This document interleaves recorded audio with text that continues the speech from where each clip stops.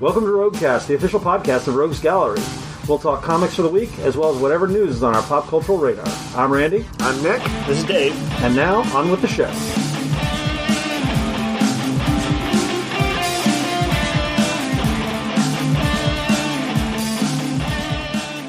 All right, welcome to month 2 of 2025. First month went great. Everything's terrible. Are you sure this is month 2? It might be month 700. 2000. Yeah. I feel like this is kind of one of those, I don't know, fire pits, the boom tube kind of TARDIS effect. Yeah. Things are longer. Maybe we're in a Groundhog Days type scenario, and this is the 500th time we've lived this. That's possible. It's possible. 500, 5 times, 500 times, there's no way to be sure. Right. So I don't Jordy. recommend it, is all I'm saying. No. At any rate, it is February now. Yeah. We did get past the first level. Punxsutawney Phil saw his shadow, so we're screwed for more winter. What winter? Oh, it's coming. I think there is supposed to be one or two last gasps. As Sean Bean said, winter is coming. But now that we've gone through the weather... Nick, you said Sean Bean. My head went to Mr. Bean, and I was trying to think what Mr. Bean had him talking about weather. We don't talk about Mr. Bean. Mr. Bean's not cool. But also Mr. Bean doesn't talk. He's a pure visual comedian. He's a guy who just makes funny faces. As Mr. Bean said, funny face. Yeah, good point. All right, it is a weird week. There's a little bit of, we have like one TV show to talk about, but it's a good TV show we all liked. Yeah. We have 2 bits of news, but they're both big news. Yep. There's not a lot of comics to talk about, but we liked a couple books quite a bit this week. And there's not a lot of games, but one of the big game releases is this week. So it's like we're narrow but explosive. Oh, I like this. Wow, I didn't know we were going to be workshopping hype for ourselves. I don't know. But by the way, Randy, you're being so secretive about this, but yes, we're going to talk about the Fantastic Four trailer. Yes, we are. I'm just going to reveal it up front, because if I were listening, I might be like, I could skip this one. I think Dave posted that in our group thread at like 4 in the morning or 5 in the morning. Yeah, somewhere in that's there. weird. I watched it at like 8. Yep. Yeah, we will be talking about that. Game-wise this week, the only thing to note about, we got a restock of Magic Commander decks. Yep. We have Bloomburrow, Murders of Karlov Manor, Outlaw Thunder Junction, the Western one. Yep. And I believe we previously had the Fallout ones. We have a couple Fallouts, and we've got a couple of Modern Horizons 3. Yeah. So if you're looking for Commander decks. Yeah, we have starter decks from Magic take again. note. We even have starter decks from Bloomburrow. There's a couple of actual starter decks. It's true. Get your squirrel on. Get your squirrel on. People love the squirrels. We also got a big restock of our D&D minis. Yes. Like the biggest we've had in months and months and months.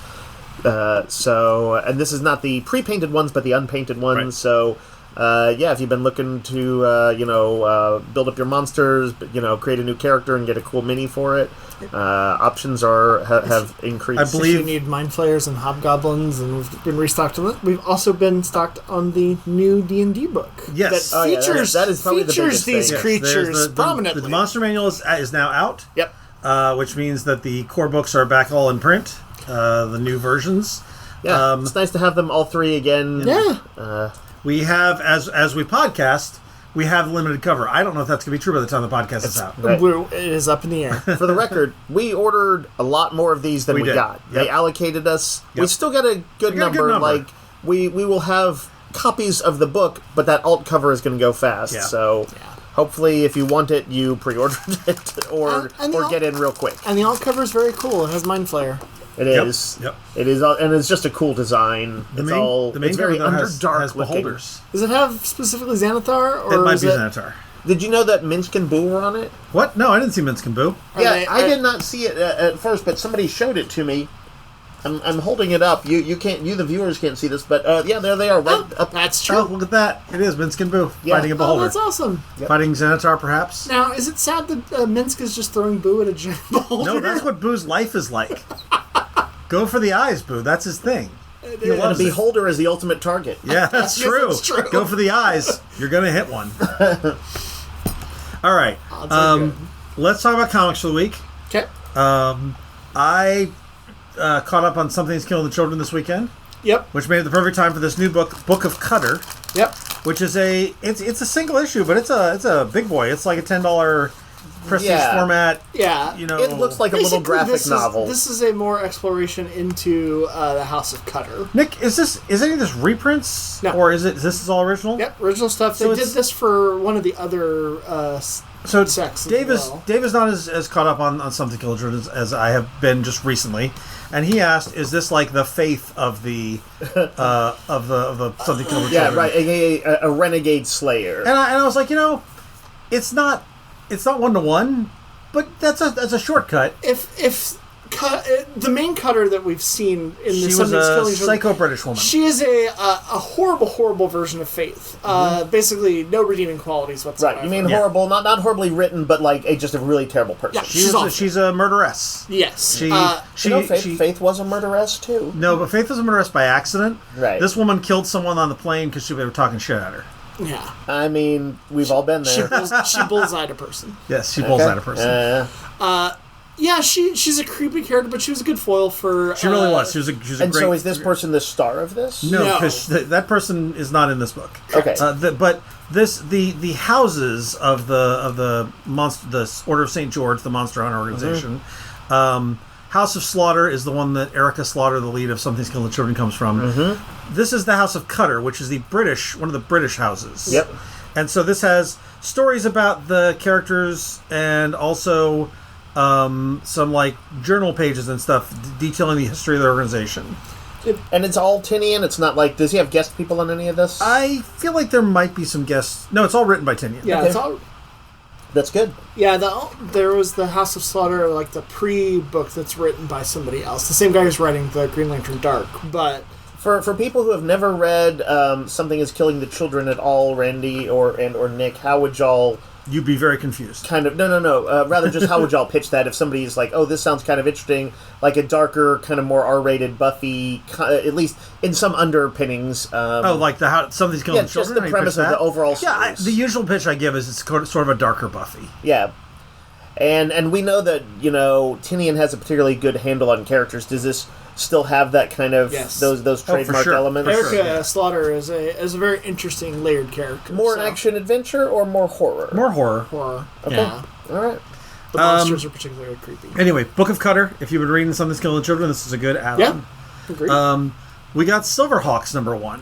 Another nostalgia property. A lot of them are coming back. Yep. This one had a guitar playing cowboy. It did. Back in the day, I kind of thought that was a bit much, but I kind of now I feel like I appreciate him a little bit more. Yeah. I found some country music I like, and maybe this guy listens to that country music. I was a big fan of the villain Buzzsaw. Yeah, he was a big green guy that had giant Buzzsaws for. He had like 7. He had like weird ones on his shoulders and his wrists. He was a constant villain in pretty much any of my like action figure games. Oh, you had the figure? Oh yeah, the figure was amazing. So for people who didn't see it, this was like around the same time of Thundercats, and I believe a lot of the same producers on it. Like Thundercats, it had like a really dope opening, and the animation in a given episode wasn't quite as up to par. But they spent all their budget on their opening thing. It's a good opening. Yeah. But yeah, they had like these kind of organic metallic. You know how they used to do Iron Man's armor back in the day? Sure. Yeah. But they're all silver, and there was like a dude, like a traditional '80s hero type dude.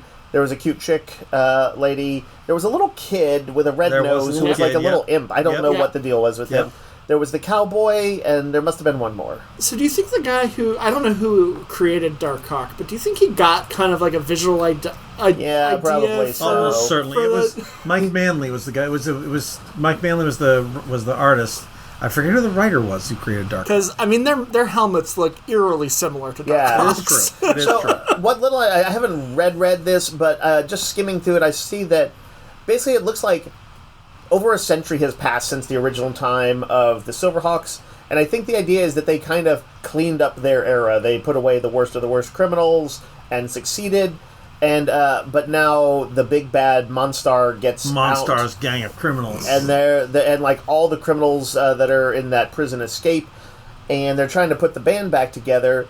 Only they, even though I think there's like people have heightened lifespans, so you're going to live well past 100. Yeah. But they're like past their prime. They're oldsters, and it looks like they were going to maybe train the next generation of them. Uh-huh. But then there was something that looked like, I was like, oh wait, did one of them get youngined on the last page or two? But previously you saw like what I thought was all 5 of them were, and I think like only the kid now, he's like I'm ready to do this, let's fight, because he's like, he's like normal age, Sure, but everybody else is like old. But I don't know, it looked interesting, and they are, it looks like gonna sort of incorporate all the stuff that happened on the cartoon and then find some new adventures that are going to take place after. Yeah. okay. It's cool. I know some people have already been very excited about this. I've seen people come in very excited about it. All right. We have Power Man Timeless, which is one of the weirder concepts I've seen. This is a like alternate future Luke Cage who has the power of the Sentry and the Hulk and Iron Fist, and he's battling these like cosmic villains. If you're a big fan of Luke Cage, that's really nice art by Bernard Chang. Every once in a while, Randy, there's those weird comic projects that we've plugged into. Yeah, Whether for sure. it's the Mike Allred Superman and Batman ones, which is are both just fun, as weird as this. absolutely bizarre. Yep. And I don't know quite what inspires the company sometimes to jump at these projects. Some writer pitched it, and they were like, "Sure." Was there any explanation of how he gets the Sentry's powers? It was in a previous time. It was in the previous timeless issue. Yes. Okay, Yeah. cool. There was an explanation. It's not in here. Okay. Anyway, weird, but if you're a big It Luke might Cage be fan, your weird thing, or a big Sentry fan, or a big Iron Oh, Fist that's right, fan, by Jackson Lanzing and Kelly. Kelly, yeah. Okay. We have Star Wars: Legacy of Vader by Charles Soule and Luke Ross. This is basically a Kylo Ren comic, right? Yep. Yeah, from what I could tell, it looks like it's set after who's that dude? Hux. Yes. Yes. At some point, I kind of forget this, but in that what they call the sequel trilogy, Yep. he gets offed, and I guess it becomes like all Ren's show, or then and Yeah. and like Snoke is dead too. Yep. Well, like he was there. Like, didn't he help kill him? Yes, that's the whole thing in this. He's like, yes, Skywalker or Rey killed him, but he leaves out that he actually helped her kill him. What a jerk. Really have to say that Luke Ross's artwork is nice. Was Luke Ross the guy who did Way of the Rat way He back was? when? No. Well, yes, I think he was. Yes. A really good cross-gen Yes. martial arts Yeah, comic. yeah. But anyway, yeah. So this explores him trying to like come into his own as a bigger power, and I know that at least as part of it, he goes on like a sort of pilgrimage to Vader's fortress on Mustafar Yep. to I don't know, commune with him, find his hidden treasure chest, whatever it is. Correct. Maybe he's like, if I sleep in his bed, I will become Vader. I think that's probably what it is. I think that's very likely. He will sleep on his bed of pain. Maybe if I go in his mask put-on chamber. Is that what it's called? Yeah, I think so. Okay. I must retire to my mask put-on chamber. Yeah, sure. I guess. We've got a reprint of Batman Long Halloween. Oh, yeah. The first issue of that gets a Yep. a reprint. Really nice Tim Sale artwork on Yeah, this. you kind of forget how good it is. Are they going to reprint the full series? I believe so. I'm not positive on this Okay. one. I think the sign I made for it said that it is. So if I'm lying, just so y'all know. You might have lied. I don't just think your assumed. sign is lying. I think I remember DC saying that they were reprinting it. That seems plausible. Seems possible. We also have a big reprint of Ultimate Universe 1 year in.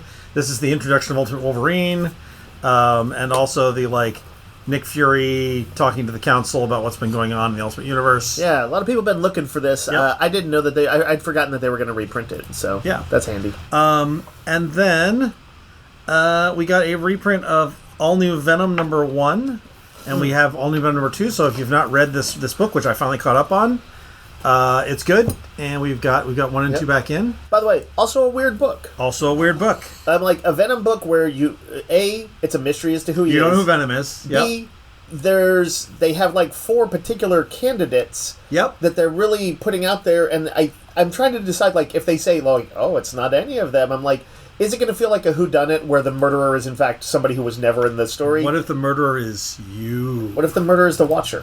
I don't know. I also appreciate that they're doing cool things with Venom and his abilities. It's not everything is kind of unique about it. It doesn't feel like a Venom we've seen before. Well, yeah. Again, when we talked about this initially, I reminded people Al Ewing is the guy who wrote the very popular but also unusual Immortal Hulk run. Yep. That had its what do you call it? Green Door, weird horror. Yeah, what I was going to say is Cronenberg-esque, body horror and stuff like that. So he's an unpredictable guy, but a good writer, and he's doing something different. I was going to say, this does not have body horror. It does not. It does not. Yeah, he's not a one-trick pony. Nope. No, he's like a jokester a little bit. It's a little more Spider-Man-y almost. Yeah. Y'all have been singing its praises. So since we got number 1 back in, I read it. My new theory, Dave. We've talked about Dave's theory. I think so. Have we? I'm sure we have. Probably so. We should revisit. Back in the 80s, there was a comic called Team America. Yes, this was one of their weird kind of crossover appeal attempts at Marvel. Mm-hmm. Like, they had a character where there was like a super football guy, too. NFL Super Pro. Yep. Dave, this came up in my memories that you and I were debating whether or not there was any cosplay of NFL Super Pro, and I was correct that there was. Yeah, I mean, it seems like there should be, but then I was like, I'd never seen it. So Team America was like a team of stunt cyclists, that traveled around and had, actually they didn't have adventures, but then they started having adventures, and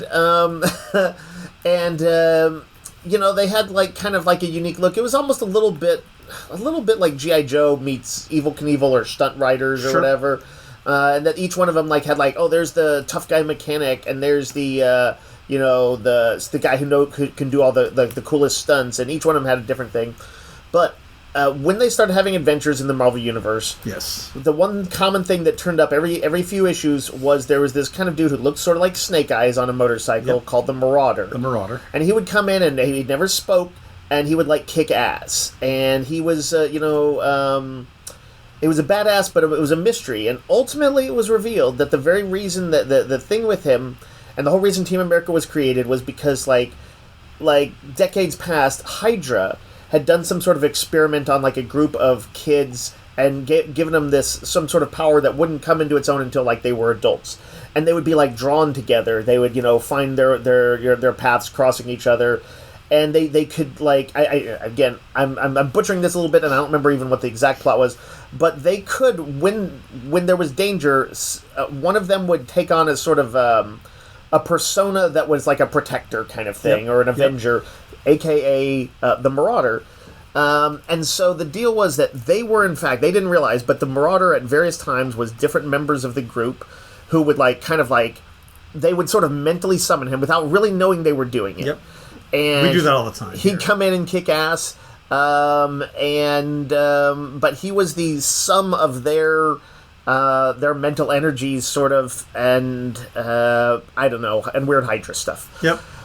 He was a Gestalt hero, and so what my theory is in All New Venom, we've seen once the premise got revealed and they said who the candidates were, which are Rick Jones, Robbie Robertson from the Daily Bugle, Luke Cage, and Madame Mask, the villain from like Iron Man and stuff like that. The three people who aren't Madame Mask have kind of been meeting and trying to figure out, well, we know it's one of us, and all of them are like, well, I know it's not me. Well, I know it's not me. And I'm like, that's interesting, but it happens when you're together. It seems like a little like this Team America thing. And I feel like Al Ewing's interest in this book is not so much in like the idea of like, with all the existing Venom lore. He seems to be interested in the people who are trying to figure out the mystery. Mm-hmm. And so I'm thinking that it would make a certain amount of sense, because Al Ewing has done some deep dives in his stuff before. He's referenced some obscure things in his Avengers books and stuff. That the Hydra tech behind Team America, and I'm not saying there's about to be a bunch of motorcyclists in this. They're called Thunder Riders now, because Team America became it's a little too cheeseball. One World Police. Right, yeah. So they call them Thunder Riders. I should have clarified. It has nothing to do with the South Park thing. Yeah, but anyway, I think what he wants to do is turn it into a book where these people meet together and they're like, how can we use Venom to do some good? And you have like old school Robbie Robertson, the guy who's been around and seen a lot. You're going to have Madame Mask, I think, in this, ultimately saying villainous things, and she's like, I'm a planner too, but I know I hit harder, and I'm all about like tough strikes. Luke Cage, quintessential good guy hero, but also a bit of a tough guy. Rick Jones, young Turk, who's knows all the heroes. It's an interesting combination, and I think they're going to be essentially like the Venom Council. If my crazy theory pays off, which it won't. I do enjoy this theory. I have two things. Yes. My theory, having now read it, is that it's some fifth person they're going to introduce. They can't. I bet they do. You can't do I that. bet they do.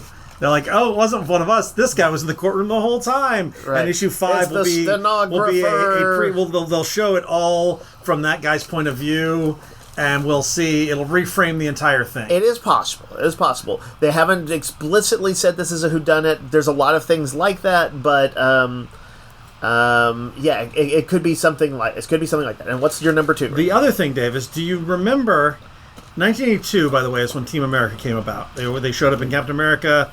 In Captain America 269 as Team America. Oh, so that was before they got their own book. They were in Captain America. Interesting. In 1983, May 1983, there was another book. Okay. Did not feature motorcyclists. Okay. It did feature a big old truck.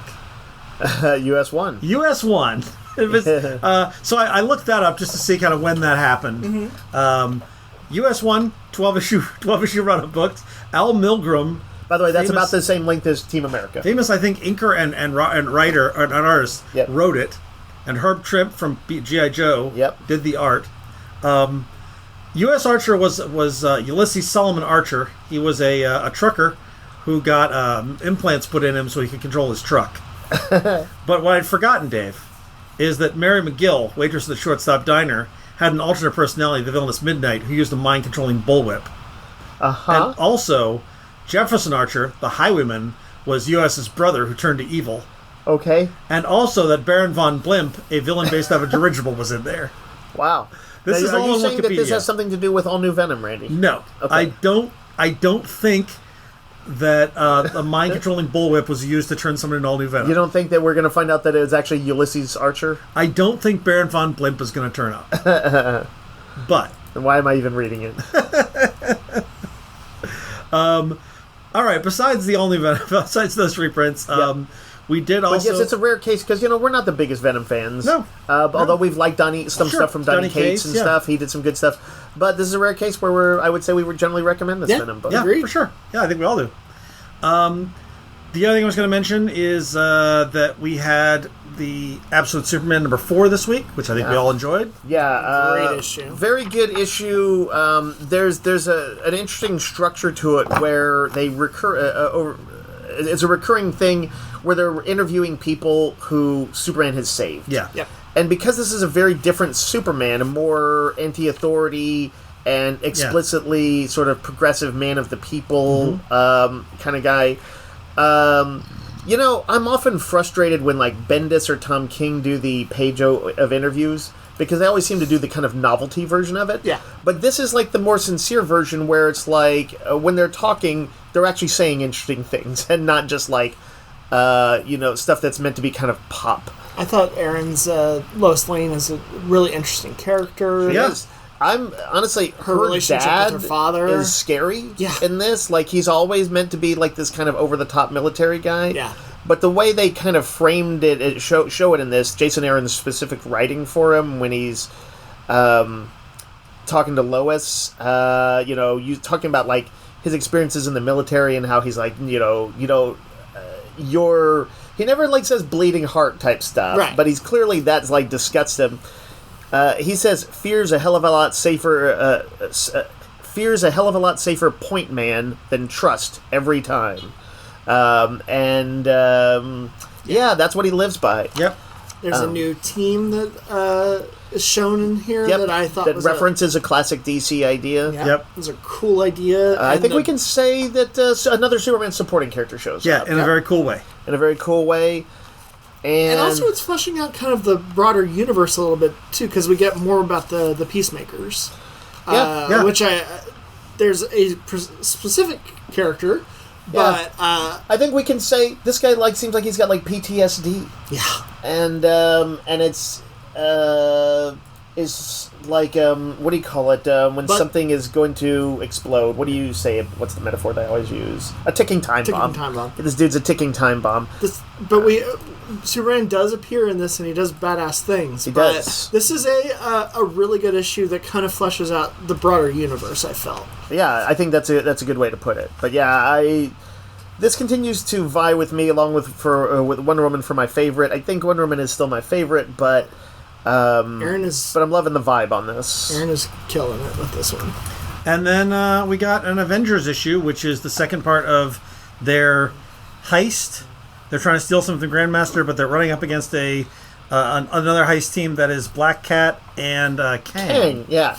And you might be saying, as Nick was when he was looking for it, well, you were flipping through it, and you're like, why is she fighting Kang? She's going to lose. And I was like, no, she's working with Kang. Yeah. And there is a reason for it. I was going to say, that led to that's the story. A bigger question. I'm like, why would Black Cat work with Kang? Yep, there's a story. There's a good, it. and I thought a really good one. Jed McKay really gets this character. Yep.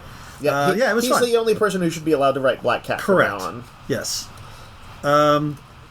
All right, and then there's a couple graphic novels. Well, one graphic novel and some novels. I've got one or two single issues what else to you got? mention. Well, actually, just one. Okay. The final issue of Batman Off-World. Right. Jason Aaron book, where Batman, basically, he got in the first issue, his ass utterly kicked by an alien enforcer. Yep. And it's portraying a time early on in his career when that was the first time that had happened to him.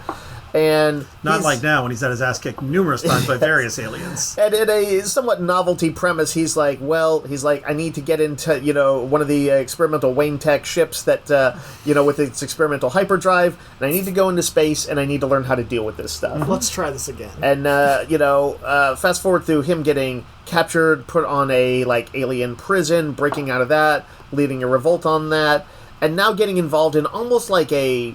not as full Star Wars-esque rebellion, but much bigger stuff than him, while having brought into the fold the training robot, which has been very fun, that he trained with, and a Tamaranian? Yeah. How do you say what Starfire's people are? I believe. Tamaran.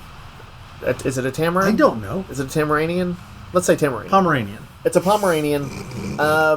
Anyway, she is like a kind of a tough merc who's kind of been swayed by Batman's thinking, because it's funny, as there's some grit to this. There's some edge and some badass fight scenes in every issue too, as Batman tries to find, ways to take down people whose tech and physical forms are generally way beyond the stuff he would fight on Earth. But he's learning to do it, and he's also got his own teched up suit and stuff before all is said and done. But yeah, there is a certain bit of heart to it, to all of this, and that his Batman philosophy of, helping at all costs, that's kind of started to win her over, and it actually comes to a pretty good conclusion. I forgot that was drawn by Doug Mankey. Yep. Doug Mankey, who did a lot of great Green Lantern stuff. Mm-hmm. Yep. So I think that was it for me this week. We've got the new Marvel Premiere collections. Oh, right. These are similar to DC's Digest, not Digest, they're but those taking on the compact editions. Yeah, they're a little more. I think they're $15 instead. They're $14.99. Yeah, but good stuff. The first one is Daredevil Born Again, and the other one is Black Panther Nation Under Our Feet. These are good little. If you've been enjoying the compact editions, it's a good way to get into a lot of classic DC. Marvel's been putting these out. There's a new Fantasy 4 one coming. I mean, it is the best Daredevil story. Yeah, for sure. It's dark. Yeah. It's depressing. It's not a good first one because it's kind of about how Kingpin destroys his life when he finds out his identity, and how that plays out. And it's also got a great subplot going on with Foggy Nelson, critique of I guess I would say United States Special Ops in the form of Nuke, the pill poppin', addict of a evil Rambo, basically. Basically, I need a red pill or a blue pill. Yeah. Yep. It's and there's some sequences in this that it always reminded me of a Martin Scorsese movie. I can see that. There is some kind of really tough violence in it. Randy, do you remember the scene where there's a shootout at the police station where Kingpin sends somebody to kill a witness, and it turns out that guy has protection, but one of the Kingpin's got a cop on the take, and everybody starts pulling guns, and Ben Urich has to grab something and kill a dude by beating him with a gun. I'd forgotten this. Man, it is like such an intense scene. It's one of the best action scenes and suspense scenes I've ever seen in a comic. Very brutal and violent. And Urich is also an important character in this for sure. But yeah, I think it's some peak Frank Miller writing. So for sure. And then we got the classic Dragonlance Chronicles.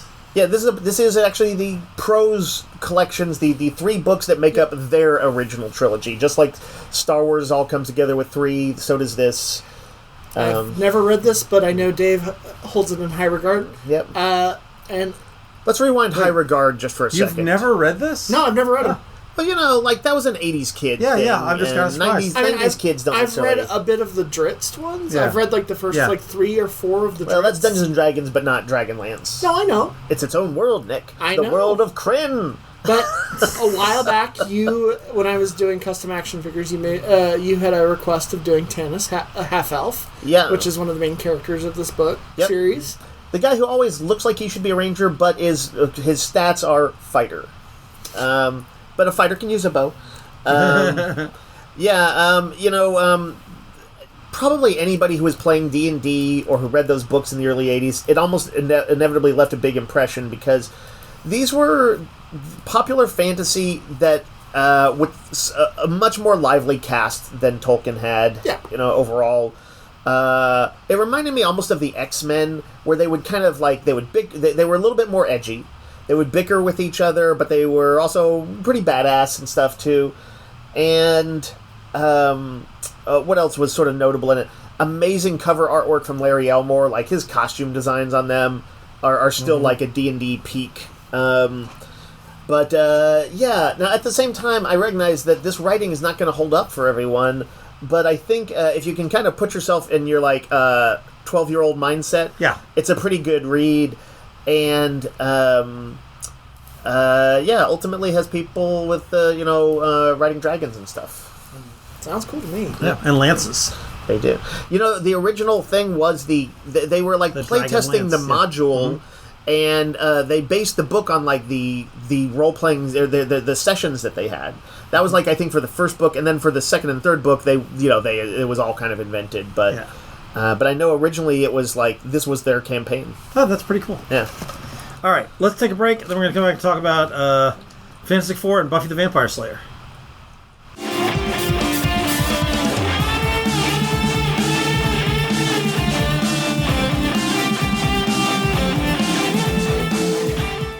Okay, so let's talk about that Fantastic Four trailer. All right, let's do it. Dave, you were just asking, was it last week? Yes, I was like... You're like, where's the Fantastic Four trailer? And here it is. It felt like it's getting awfully close as a movie for there to have been nothing yet. Well, they waited, Dave. They waited for February 4th. F4. Okay. That's Fast and Furious 4. They've copyrighted anything with an F in it. But this movie is also about family. It is true. All right, so let's talk about it. I think we kind of already knew that it looked like it was set in the 60s. Yeah. But like this seems like is it It's kind of like a retro. Is it an alternate world? It clearly is not the MCU. No, it can't be. No, it is an alternate. I think alternate. Yeah, I think it's an alternate world, but I believe they're going to use multiverse to bring them into Secret Wars and that kind of thing. Right. Or Galactus is going to eat their Earth and they're going to have to escape into the MCU, which would be pretty dark. They're going to come back and we failed. We failed and he ate our world. Like billions died. I can see all these worlds getting smashed together, and that's what causes. So this is a fairly short trailer. Less than 2 minutes. They call this the teaser, essentially. Yeah. And it begins with what looks like an interview with them at the Baxter Building, probably. Yeah.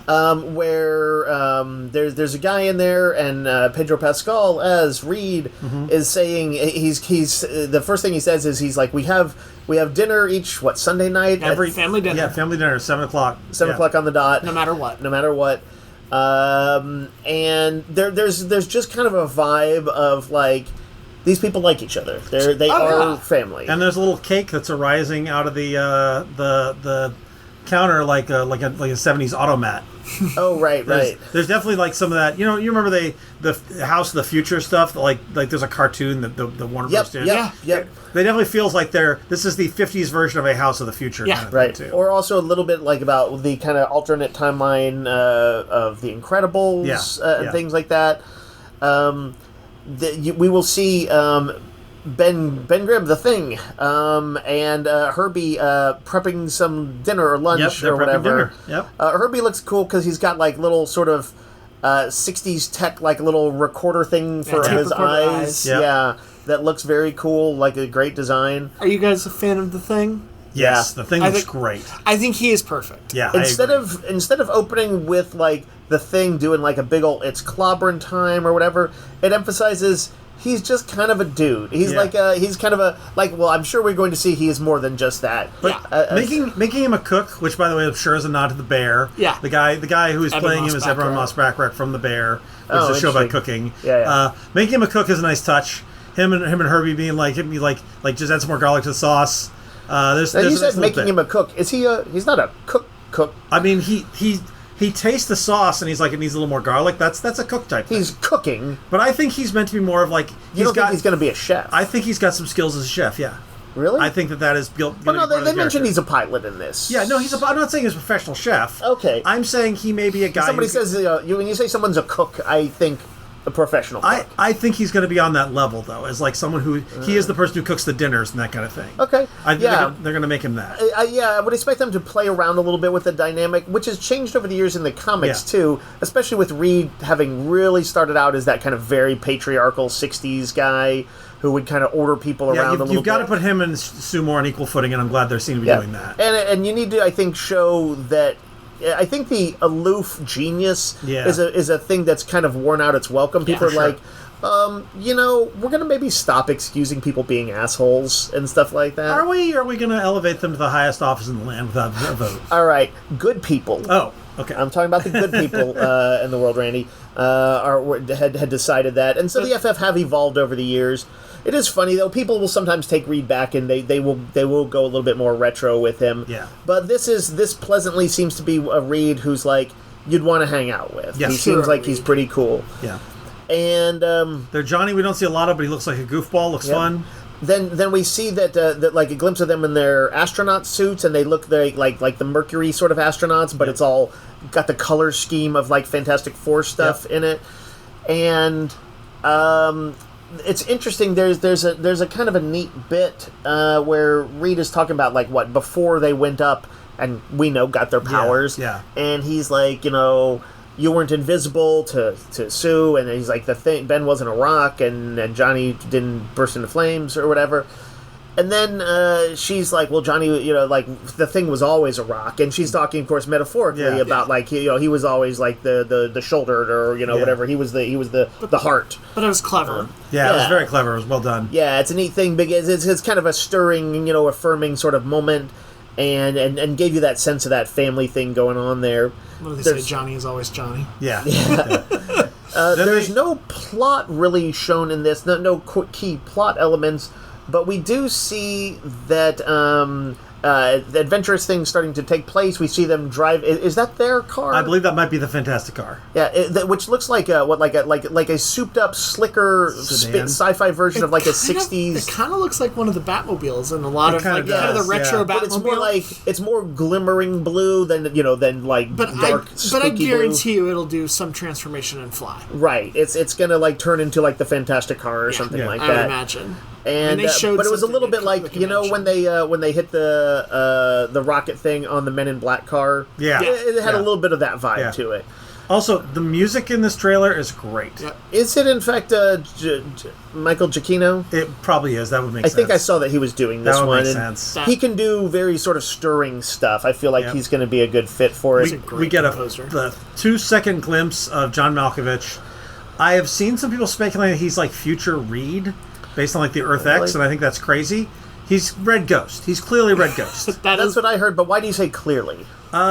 Just visually, it looks like Red Ghost, and also Red Ghost fits in this retro thing. Like, it makes more sense to do Red Ghost than Super Apes because they were trying to duplicate the Fantastic Four's mission. Yeah. And if you do a thing where it starts with Red Ghost trying to become the Fantastic Four, you don't have to redo the origin. You do it with the Red Ghost. Are you saying that you think that because you don't have Red Ghost without Super Apes? You gotta have Super Apes. Yeah, you have to have Super Apes. But I also... Not that we've heard hide nor hair of that. they'll all be CGI. Sure. But the idea of him being future Reed is weird, because it'd be like a multiversal thing, because obviously Pedro Pascal is not going to age into John Malkovich. Probably not. I think it is a weird offbeat idea that he might be anyone other than the Red Ghost. The fact that he had kind of a beard in it, whereas the Red Ghost has usually just had white hair, but I don't think he usually has a beard or anything. He didn't immediately register to me as Red Ghost. That's wishful thinking, but I'm hoping it is Red Ghost, because I think that's a fun and interesting villain to throw in there. I would love it if they... I don't really want kind of future time travel, but right. we'll see. We're about to get to Big G Galactus, which is glimpsed at the end. I'd hope that there's some sequences or a montage or something that shows some of the other FF villains. There is a rumor that Mole Man is what's his name, Paul Walter Hauser? Yeah. That he's playing Mole Man. Mm-hmm. And that there's somebody else. I don't know who that is, but by the way, Paul Giamatti should have played the Paul Walter Hauser is he's Stingray from Cobra Kai, among other things. Okay, yeah. He'd be great casting. We also have Natasha Lyonne, which we don't know. Natasha Lyonne, we don't know who she's playing. I think there may be a lot of FF villains in this. I would like it. That'd be cool. But yes, the big one is, we see Galactus, he's not a cloud. Thank God. He's a man with a big helmet. But there is a point where they look up and they see flames coming down over the sky, which I believe... But that's in the comics, yeah. Right, but to people who remember Galactus as a cloud... You're saying it was a little PTSD. For just a second, I was like, why are they doing that? But then, yes, you do glimpse, I guess, the shadow of his very iconic helmet crossing the city, I think. Yep. And then you briefly do see him from behind with the Statue of Liberty dwarfed by him in the foreground, just to give you a sense of the crazy scale. It's going to be voiced by Ralph Ineson, who is a fantastic actor. He was the doctor in Nosferatu. Oh, okay, interesting, yeah. He's got that kind of different type of voice. Yeah. So I think it'll be good for a god, essentially. It's still weird to me to have Galactus in their first outing, but because they can kind of build this from the ground up and do what they want with that story, I'm interested. If they've shown that the FF have been around for a while, which it looks like that's what they're going with in this world, having Galactus show up, I think, makes a little bit more sense. A little bit. I thought it was a wonderful trailer. It is a really good trailer. Makes me super excited, and we don't have long to wait. It's July. Is it July? It's not May? No, it's July. Well, I mean, that's still everything sucks. May is Thunderbolts, I'm pretty sure. Yeah. Actually, I'm super excited for that, too. Me too. So, This is going to be a great year for Marvel movies. We're getting Literally nothing else. Nothing else but Marvel movies. But yeah, that was exciting. You know what? I don't know if do we have on our list that we're going to talk about Spidey-Man? Yeah, we do. Okay, cool. I wasn't sure if that was. I also thought all the effects looked good. Thing looked good. Yeah, Human Torch agreed. looked good. It all looks good. Sue's force fields looked really cool. Yep. We haven't seen Reed's. That was the only thing they kept hidden. So. Yeah, and I think maybe they were like, that's a little bit much to throw at people in the first trailer. Yeah. Maybe there's some reason they don't want to just show it immediately. I don't know. Maybe. I hope he has the springy sound effect like in the 60s cartoons. What if, and hear me out here, in the first X-Men movie, when Anna Paquin asks Wolverine, she's like, does it hurt when you pop your claws? And he's like, every time. And then it's like all angsty and sad. You think Reed should scream? I think he's like, every time he's doing it, internal organs being crushed and reformed. Oh, man. Messed up. Shut up and make a parachute, Reed. Go! Nobody wants to hear it, Reed. I'll float you down. Oh, God. Yeah, anyway, that's my theory. True body horror. I don't think it's probably as accurate as my possible Team America theory, but I just wanted to put it out there. Yep. That's the reason they didn't show it. Dave out here floating theories. Too disturbing, really this is a body horror movie in disguise. Yeah. You know, Josh Trank, that was the movie he made, was the body horror Fantastic Four. It was awful. Yeah. I never saw that one. No, me neither. I pressed play. All right. I agree. The other big news is that the Buffy the Vampire Slayer reboot, which I didn't even know this was still happening. This has been bubbling in the background. It is almost greenlit. I heard something a few weeks ago where somebody asked Sarah Michelle Gellar, like, "Oh, would you do that?" And she was kind of like generically enthusiastic. She's like, I don't know that anything is happening with it. She's like, but would I do it? Do I think there's a good story could come out of it? And she was like, I think so, yeah. Yeah. And it looks like it's very likely. Do we know anybody involved? So here's what we know. Okay. It is the showrunners of Poker Face, which is a great show. Yeah, fantastic show. Chloe Zhao from The Eternals, but also other things. I like Chloe Zhao. That's she's the great. director of... She's directing the pilot. It has been great. The pilot has an official order from Hulu.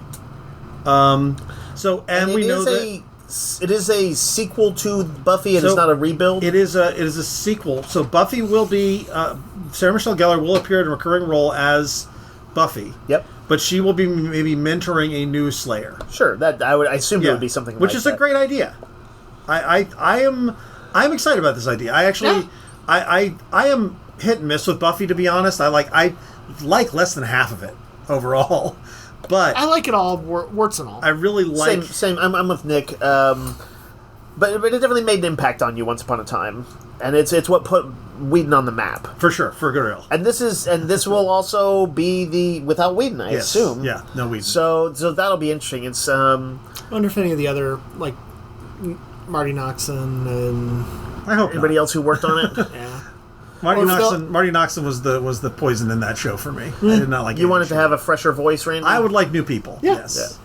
But you would still like something of the same vibe, I assume. I don't know. I feel like it could find its own voice. It wanted to be its own thing. Yeah. Like the thing that defined, I think, Buffy was a good episodic format. Yeah. Although it also had a arc to every season. Yep. Everybody knows the dialogue was very snappy, and in that Whedon style, would occasionally could turn very serious in pretty good ways. And a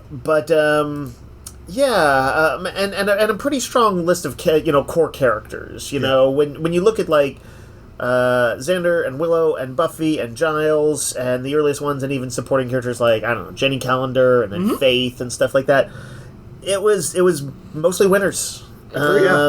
And so they do have a little bit. Now going back, not everything. Firefly honestly has aged pretty well.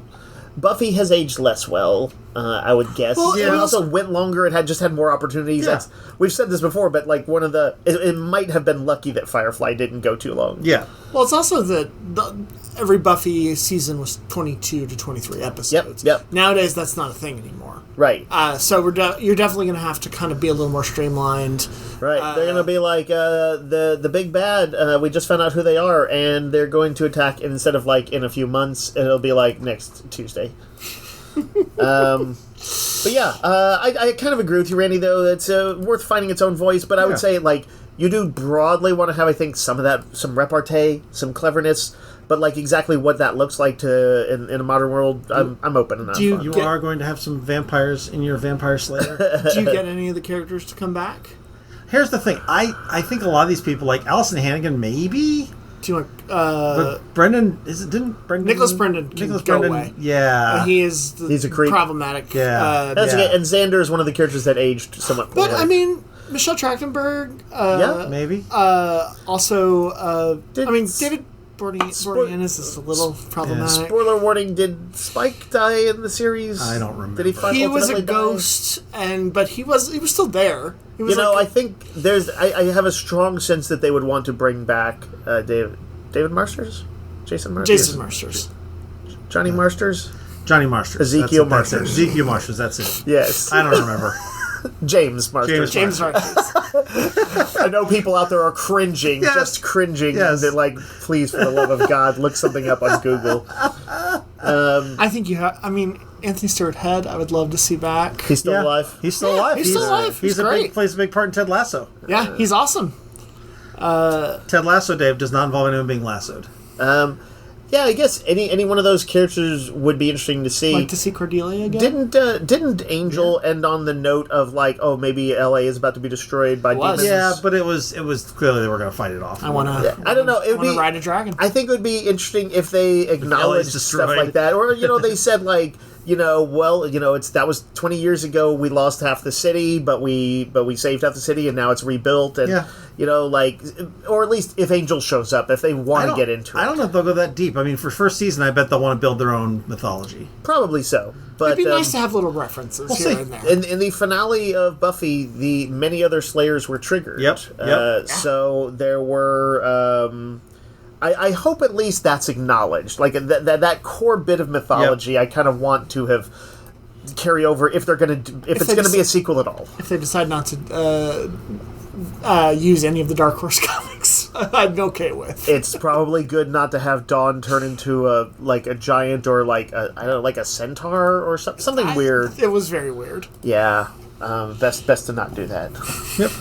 All right, let's take a break, and then we'll come back talk about your friendly neighborhood Spider-Man.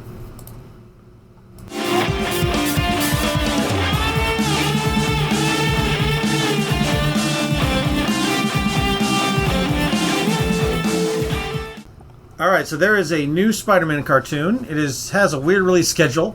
We'll probably talk about it again next week because what is the schedule?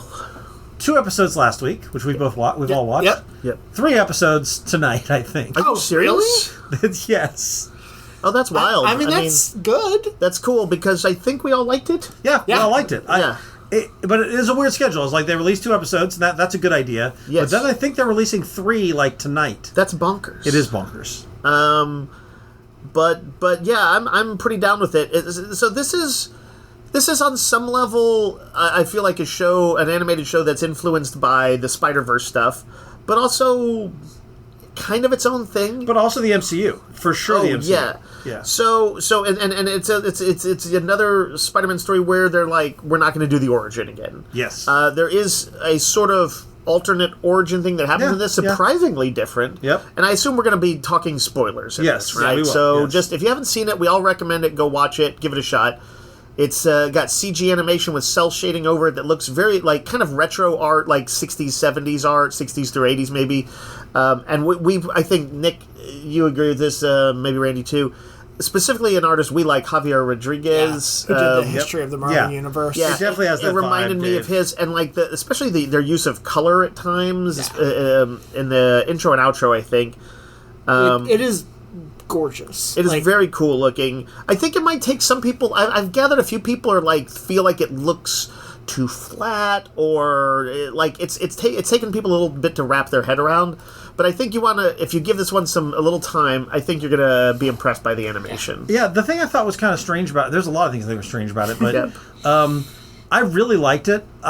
It does not raise the level of Spectacular Spider-Man, which to my mind is the best Spider-Man cartoon. I think, it's actually better than it. No, you're wrong. But if you want Grandpa Dad's Spider-Man, where it's all basically the same old. I grew up on the '90s Spider-Man cartoon show, and that for the longest time that was Jerry Conway. I mean, for all that it had some problems, it was based on Jerry Conway's stuff, which is some of the best Spider-Man. Yeah. It was Spectacular Spider-Man. Was that?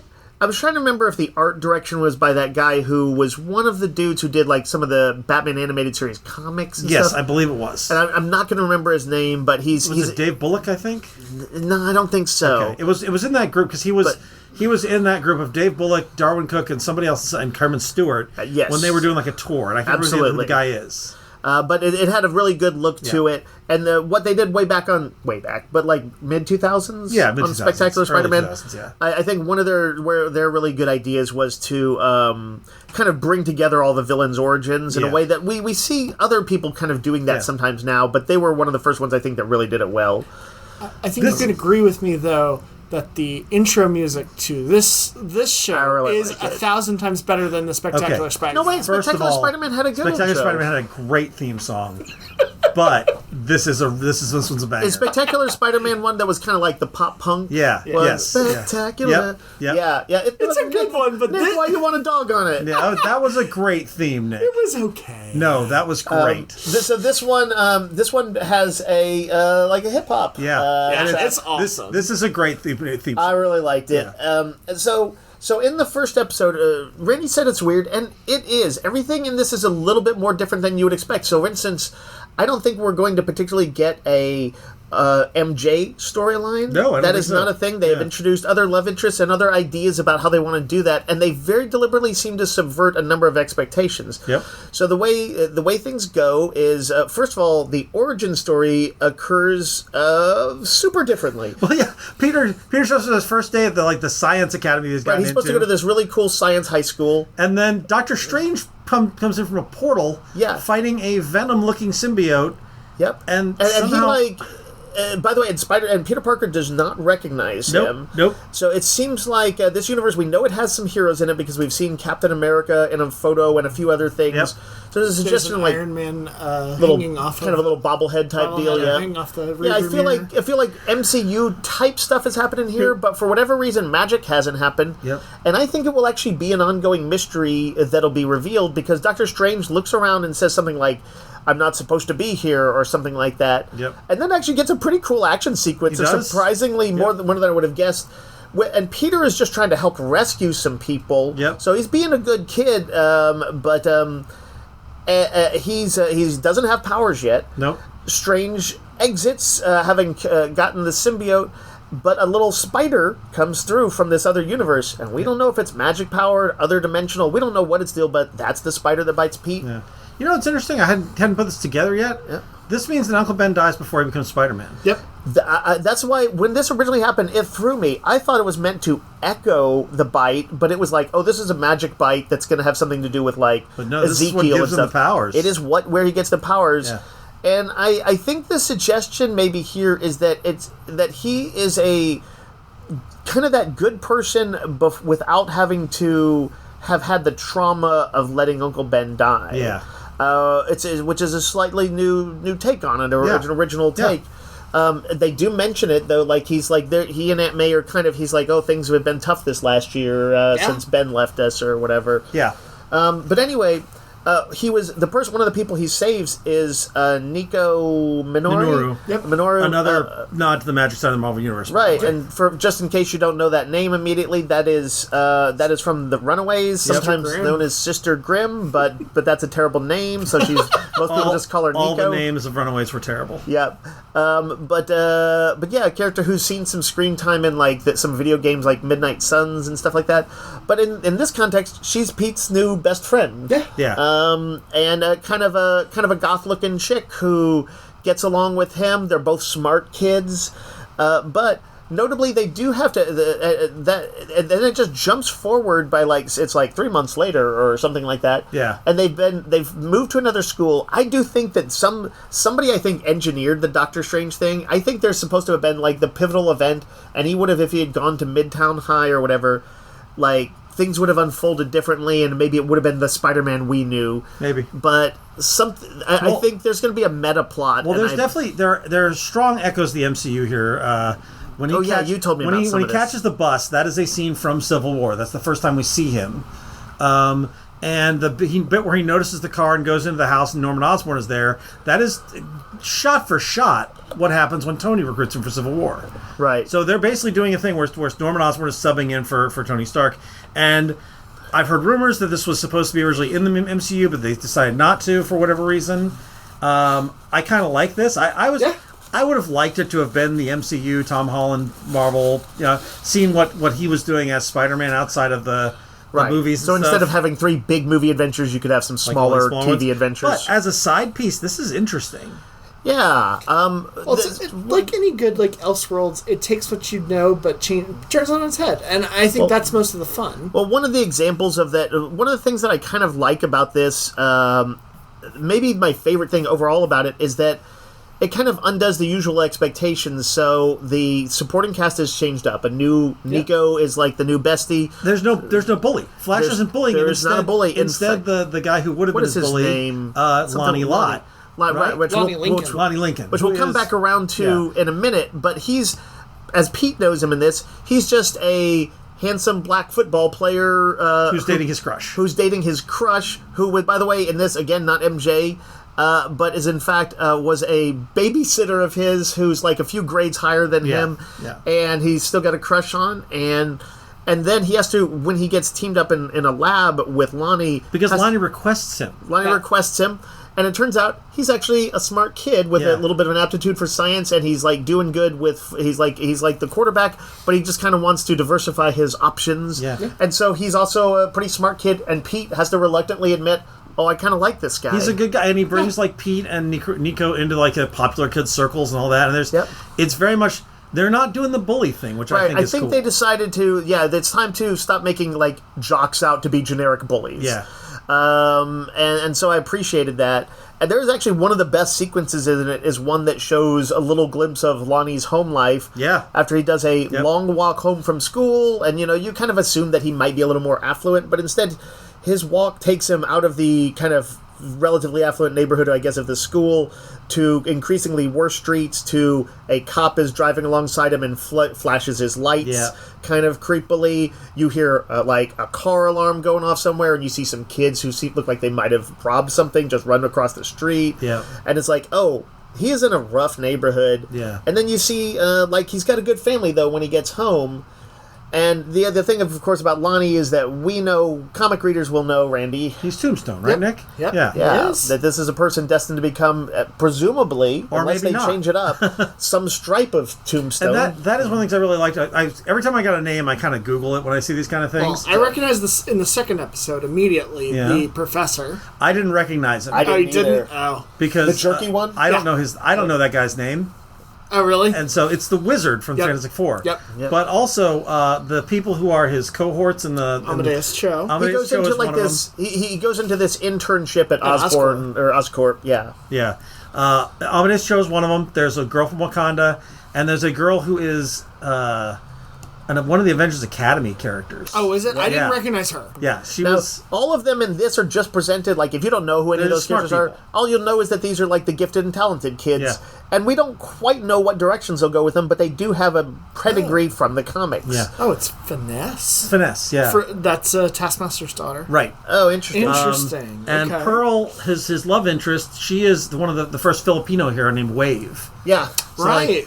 They're. I don't know if they're just using these characters or if they're gonna all have powers. Who knows? But they also introduced Carla Connors. Carla Connors was a great take on gender that. flipped lizard. Yeah. Gender flipped Kurt Connors, the lizard. Liked her a lot. Yeah. Yeah, and like I will say throughout, like there's a lot of fun dialogue in here. Yeah, it's great. He runs afoul of an arsonist who doesn't know how to use maps. Yeah, hilarious. This guy's supposed to like torch a I city didn't- block for like some sort of insurance scam. Yeah. So I didn't Only know- he's like on the wrong street. Yeah. I didn't know he was an actual existing character. Is he? Butane. He was. I had to look it up, but he's created by Alan Davis. Okay. He was in Excalibur, Oh. of all things. Huh. Man, they are They're some deep pulling from cuts. weird places. What's yeah. interesting is that they seem to be using these characters, but like I don't know that. I'm betting their version of Butane is not particularly No, close to 100%. his. So they're. I feel like there's like a certain freshness to this Spider-Man, which also does, by the way, have some of the influence of the Spider-Verse, because there is kind of a little bit more of a pop and hip-hop soundtrack to the whole thing, which is all, I think, really good stuff. I also love that Peter's funny. Like, the lines he gets to do are good. It felt like Peter. By the way, I don't want to spend too much time on this, but the actor famously came out and was like, I was afraid it was going to be a bunch of woke garbage, but instead it's really fun. And I'm like, what are you talking about? Did he watch the show? I'm like, this show is very woke in a great way. Like, he's the only white character. He is right that it's good. Yes. He was right about that. But what a weird take. Somebody, was it you or who was saying that they thought that like he might have almost been put out there to cushion that? Yeah, maybe so. Like by him saying that, then people got like they're like, oh yeah, let's go see this super or let's go see it because it's not woke. Or they would think when in fact it is. Yeah, maybe he took but one in a for the good way. team. Or people would watch it to like just be curious to see because of the hype. But yes, hilariously, it is woke, but good woke. Yeah, it's great. Like it, and I have to say, I do understand at least to some degree when something is pandering, or just used to kind of like tick a box or something like that. That's lame. Sure. I didn't really get that vibe from this. This is just good storytelling. Yeah. Yeah, they're not like drawing attention to this stuff. It's pretty clear to me that Nico is gay in it, but the way it came out was she's like, "Hey Pete, you better go after your girlfriend before somebody else gets her." And I think it's some she's like, "You never know, I might go after her." And Pete's like, "Wait, are you kidding?" And it's just a minor thing in there. Well, you were telling me off mic that the comic is kind of like fits definitely into this, like, but they're telling things that the show are not. Right. Anybody who's watched this, and wants a little bit more, the comic that's the spin-off of it is only 2 issues in, just like the show is 2 episodes in right now. I would recommend giving it a look. Just as a quick example, in the first issue of the comic, Peter and Nico go back to the high school after the strange appearance of Doctor Strange to investigate it that very night, and run into some interesting stuff, and his powers first start manifesting and stuff. It's something the cartoon doesn't show you. They want to move forward, and I like that they moved forward, but it was it sets off like a cool side mission, I guess I'd say. So anyway. I'm looking forward to seeing more of it. I guess 3 more episodes more tonight. I am pretty sure that's the case, yeah. All right, that'll wrap it up for us this week. We'll be back next week with more. Until that time, yo, Joe. Roguecast is a weekly podcast broadcast from Rogues Gallery Comics and Games in Round Rock, Texas. You can find us online on Facebook and at www.roguesgallerytx.com, and email us comments or questions at roguesgallerytx@gmail.com. Thanks for listening.